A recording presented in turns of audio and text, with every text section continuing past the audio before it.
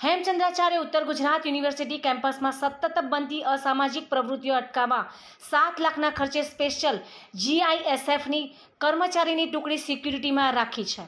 15 દિવસ પૂરા થાય તે પૂર્વે જ મુખ્ય પ્રવેશ ગેટ ઉપર સિક્યુરિટીમાં ઉભેલા જીઆઈએસએફ ગાર્ડ જ દારૂ પીધેલી હાલતમાં પકડાતા ચર્ચાનો વિષય બન્યો હતો। હાલમાં આ મામલે પોલીસે ગાડીની અટકાયત કરી આગળની કાર્યવાહી હાથ ધરી છે। યુનિવર્સિટીમાં હોસ્ટેલમાં બનેલ દારૂકાંડ બાદ વહીવટી ભવનના ધારાસભ્યના થપ્પડકાંડ સહિતની વિવિધ અસામાજિક પ્રવૃત્તિઓને લઈને સતત યુનિવર્સિટી વિવાદમાં આવતા સુરક્ષા અને સલામતી માટે યુનિવર્સિટી દ્વારા સ્પેશિયલ સરકાર માન્ય જીઆઈએસએફના 2 સબ ઇન્સ્પેક્ટર અને 20 ગાર્ડની ટુકડી 15 દિવસ પૂર્વે જ યુનિવર્સિટીમાં સિક્યુરિટીમાં તૈનાત કરી છે।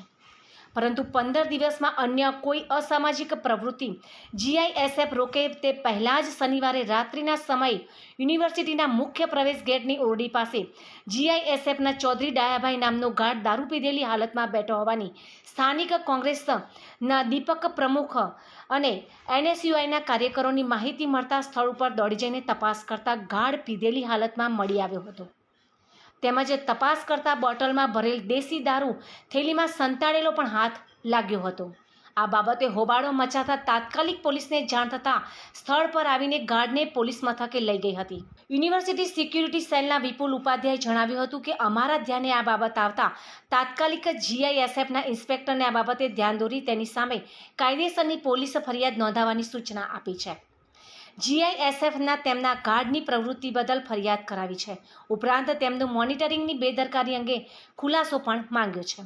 સમગ્ર મામલો સત્તાધીશો સમક્ષ મૂકી આગળનો નિર્ણય લેવામાં આવવાનું હોવાનું જણાવ્યું હતું। મારું નામ ઠાકોર જયંતિજી ભૂપતજી।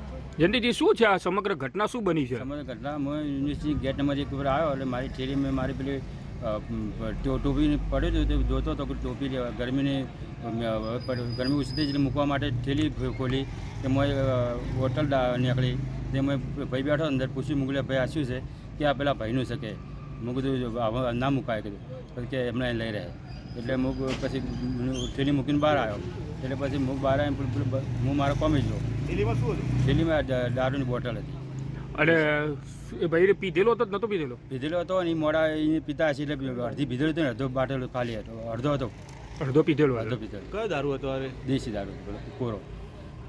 અને રોજ પીવો છે? રોજ તો સાહેબ આજ હું થેલીમાં જોયું, આજ મારી થેલી ખોલ્યું ને એવું બોટલ હું બોટલ કની છે પેલા ભાઈને પૂછ્યું કે મારી છે, હું કીધું આમ નામ થેલી મારી નામ તમારે ઠેલા મૂકો।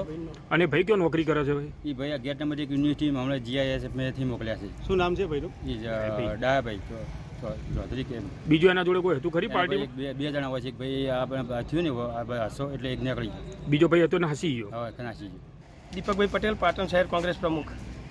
દીપકભાઈ, એને એચએનજી યુનિવર્સિટીમાં શું છે સમગ્ર ઘટના?